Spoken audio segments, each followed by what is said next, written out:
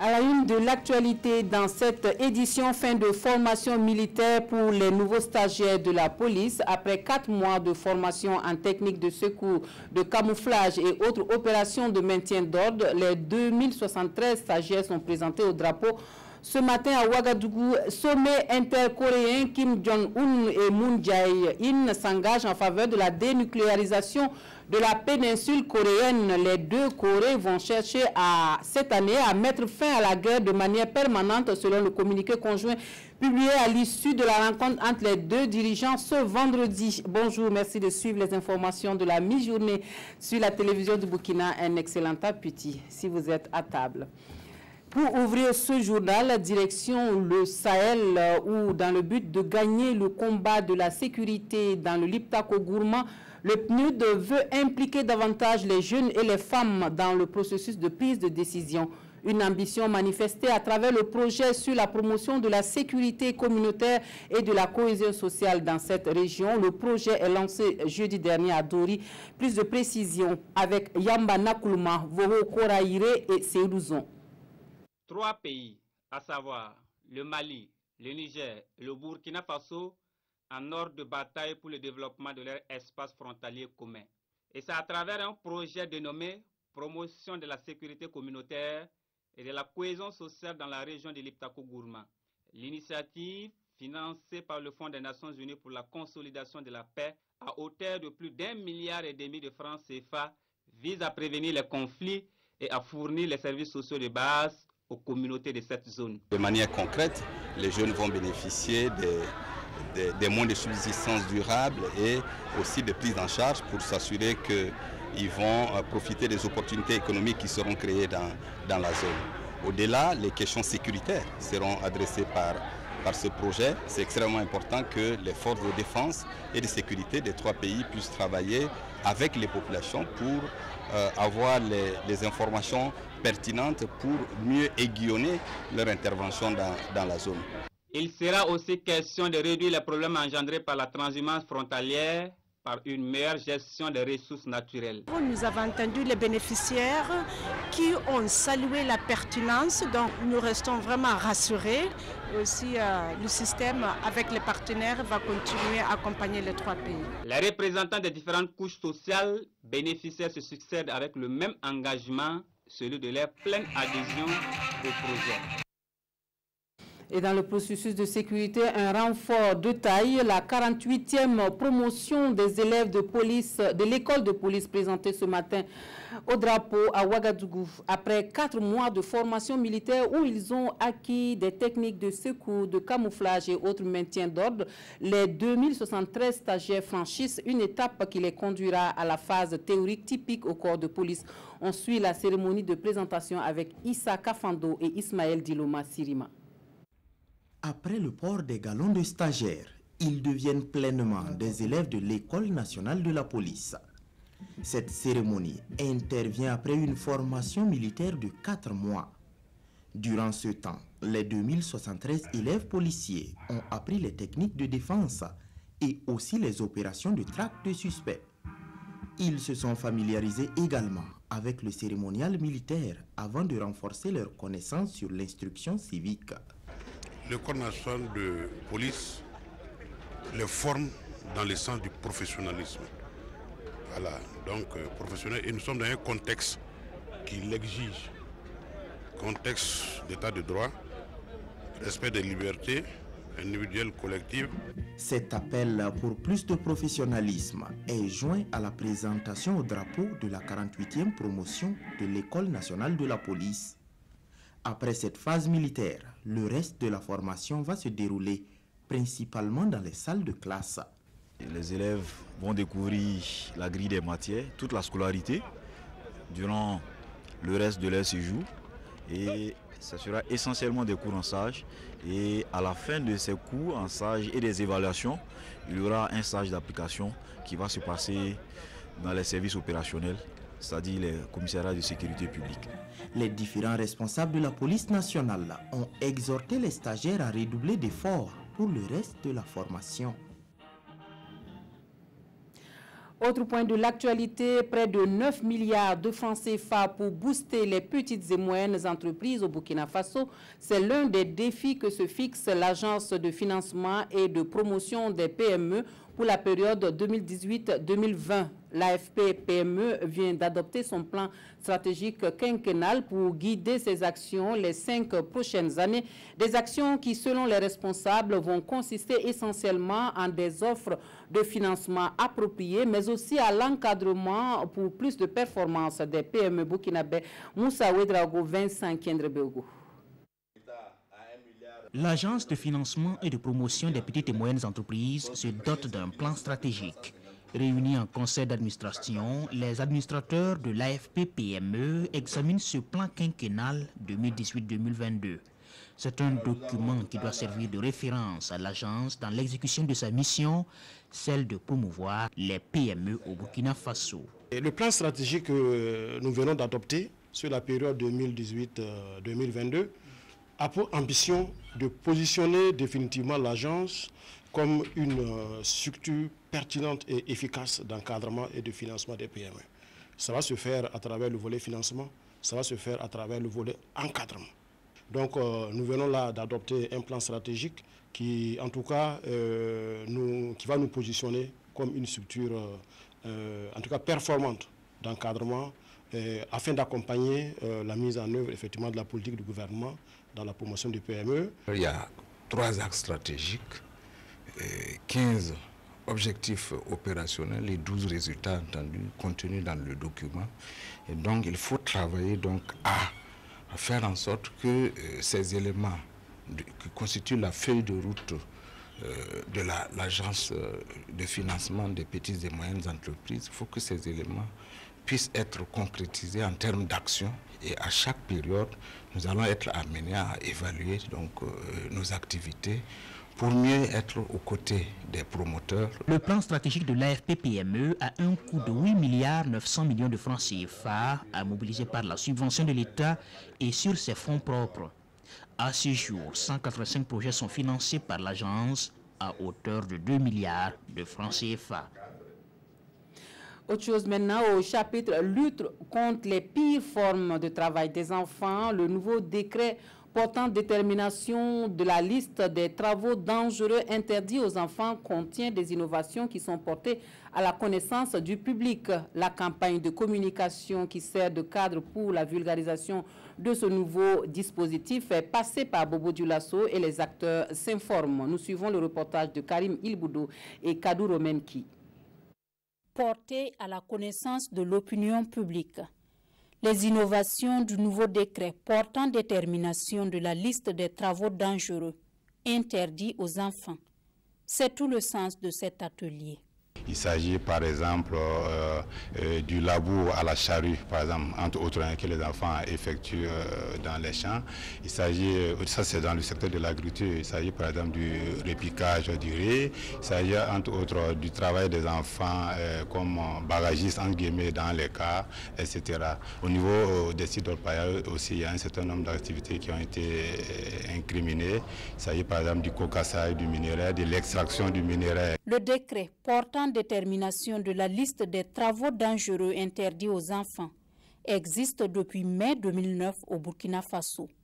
Après 7 ans d'application, le décret a été réactualisé en 2016 en intégrant ces innovations en vue de minimiser le nombre d'enfants soumis aux pires formes de travail. Plus de 1,6 million d'enfants étaient économiquement actifs, ce qui représentait à l'époque 41,1% des enfants du pays.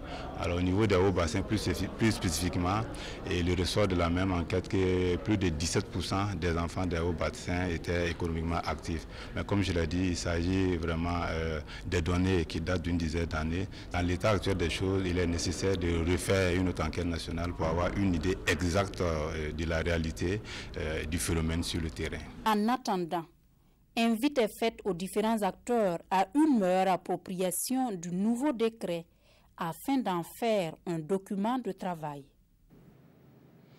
Pas de répit non plus pour les acteurs de la lutte contre l'excision. L'audience foraine délocalisée à Kouka dans les Banwa a certes pour objectif de rapprocher la justice des justiciables, mais surtout de faire passer des messages de sensibilisation sur l'abandon total de cette pratique traditionnelle néfaste qui a toujours la peau dure au Burkina Faso. Yves Rwamba, Christophe Traoré nous donne des précisions. Rapprocher la justice des justiciables et profiter passer des messages d'information et de sensibilisation à leur endroit sur la justice, c'est ce qui vise cette audience foraine délocalisée à Kouka dans les Banwa. 2 dossiers sont inscrits au rôle. Il s'agit pour le premier de dissipation d'héritage à d'autres fins et l'excision pour le second. La question d'héritage est abordée dans le premier dossier et le second dossier concerne une question aussi sociale qui est la pratique de l'excision. Et dans ce dossier, comme vous avez pu le constater, il y a eu 8 personnes au total qui ont été jugées, dont un homme. Il y a eu l'auteur principal de l'infraction et les 7 autres étaient des complices. Dans la région de la boucle du Mouhoun, le taux de prévalence en excision est le plus élevé. 74,1% de prévalence de 15 à 49 ans en 2015 selon l'enquête multisectorielle continue. Ce taux est très élevé et j'interpelle également les élus locaux donc en prenant en compte cette problématique de la pratique de l'excision dans leurs plans communaux de développement.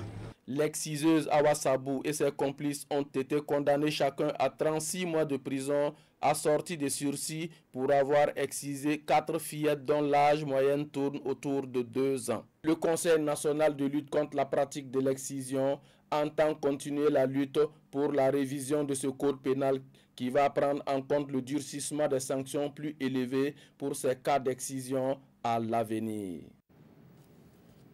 La Fédération Femmes et Développement met en exergue une fois de plus le savoir-faire burkinabé. L'exposition des produits locaux à la Maison du Peuple de Ouagadougou donne à voir l'art vestimentaire et différents produits alimentaires avec des innovations à la clé. Un tour sur le site avec Salifou Belem et Ismaël Diloma Sirima.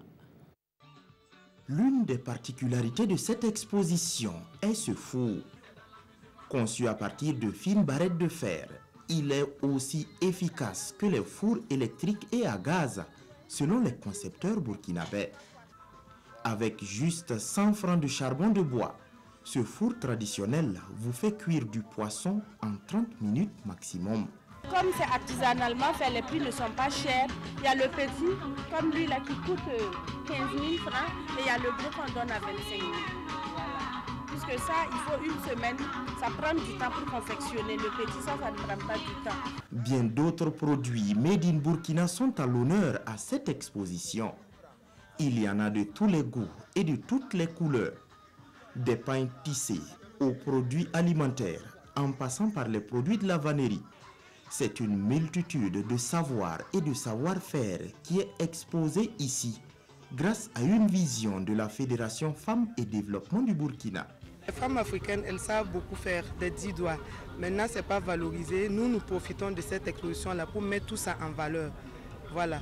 Donc, c'est une promotion de l'entrepreneuriat féminin. L'exposition de ces produits fabriqués au Burkina continue jusqu'au 1er mai.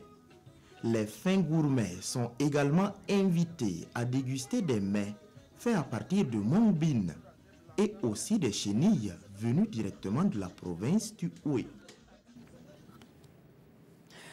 Hors de chez nous, le président sud-coréen Moon Jae-in et le leader nord-coréen Kim Jong-un affirment qu'ils s'engagent en faveur de la dénucléarisation de la péninsule coréenne. Les deux dirigeants vont chercher à mettre fin à la guerre de manière permanente, selon les termes du communiqué conjoint publié à l'issue du sommet historique entre les deux Corées pour la paix, 65 ans après la fin de la guerre de Séoul.